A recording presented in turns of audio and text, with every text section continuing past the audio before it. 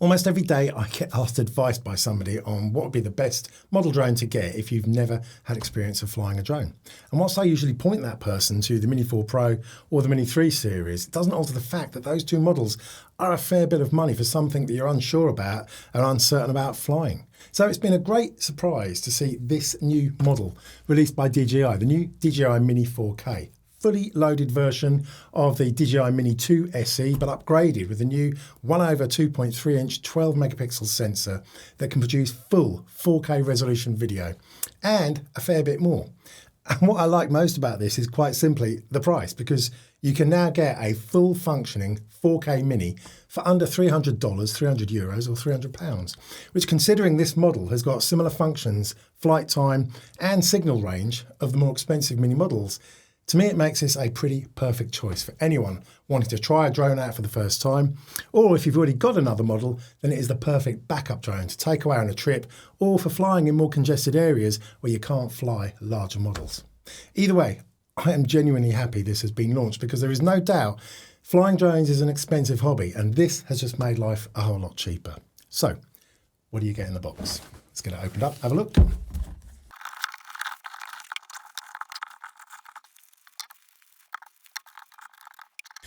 So this is the Fly More combo model. For that, you get the case, you get the drone itself, of course, you get the remote control, you get 3 batteries in total, some spare props and the micro screwdriver to change those props, a couple of connector cables to connect your phone to the remote control, and a USB-C for connecting it to your computer or your Mac.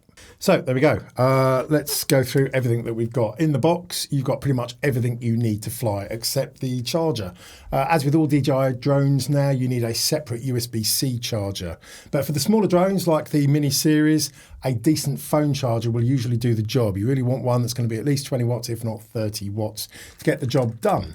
That said, of course, you can get a standalone charger from DJI or any other third-party charger that will charge the USB-C up, and you can either charge it directly with the cable into the drone itself with the battery inside, or if you've got the Fly More combo with the extra batteries, you can actually charge it in the hub. And you can check the status of the batteries by just tapping the little power button here, and it will indicate the strength of the batteries that are in the charging hub. And likewise, obviously, with the drone itself, you can just tap that and you'll see how good the battery is inside there.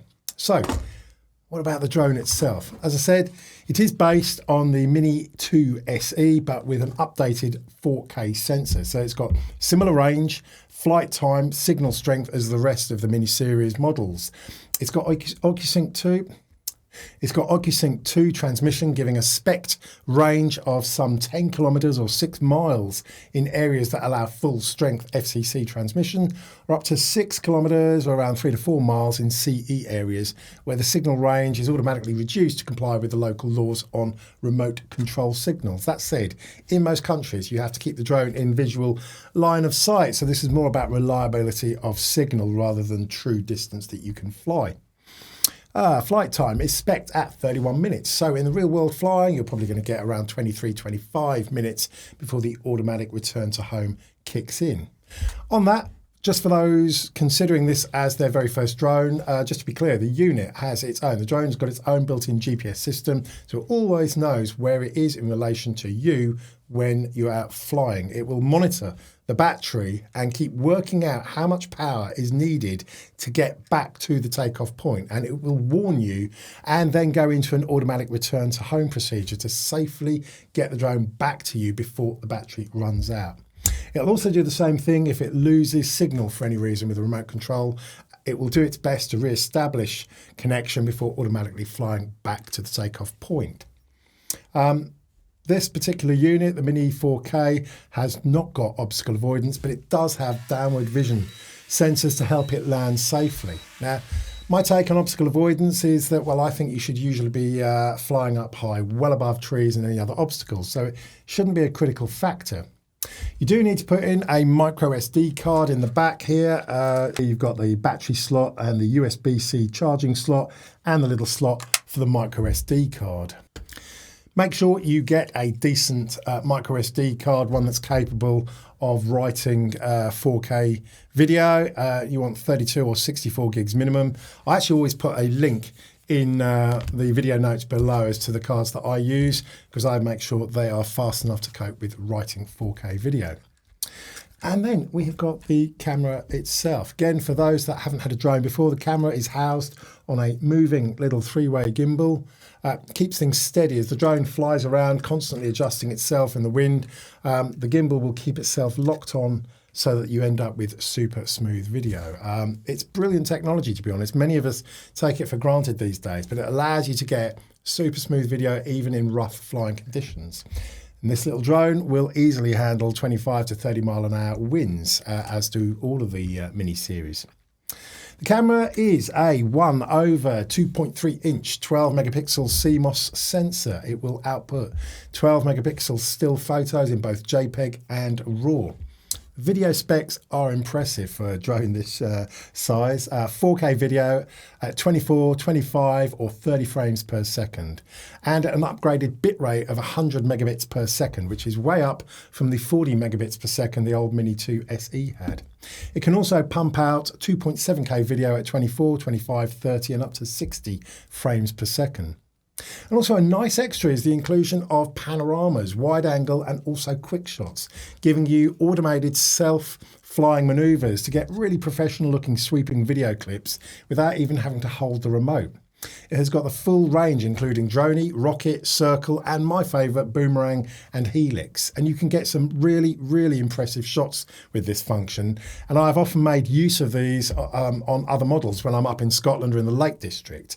You get some incredible shots and it really is an impressive feature to have included on this model. One thing to note, if you have got a Mini 4, Mavic 3 or an Air 3 with the RC remote, that remote will not work with this model unfortunately, so you will have to use the N1 controller that comes with this drone and connect it to your phone to run the Fly app. Ultimately, this is what it is. It is a super but cheap entry-level model that is still capable of producing top spec 4K video and stills and fly as well as the other Minis.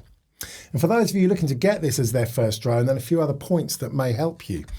This model is under 250 grams, meaning you can fly in way more places, as the rules are more relaxed for these smaller drones in the countries that this model is available in.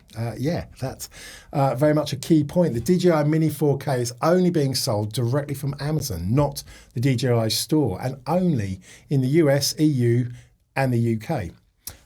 It's not available in other areas. I'm not sure why they're limiting it at the moment, but that's the deal we've got. Bottom line though, if you're a beginner wanting to try out a decent drone, then this really is, I think, the perfect way to get into this field.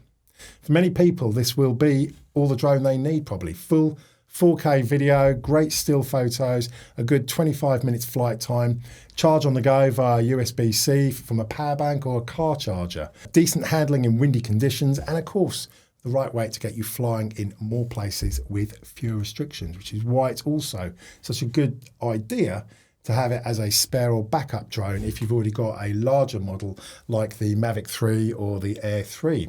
It flies just as you'd expect a proper DJI drone to, with precise control, pumping out brilliant video and pictures for what is a crazy low price in my opinion. Anyway, that's the specs and the details on this latest release from DJI. As ever, let me know your thoughts below. Always good to read through and get different perspectives.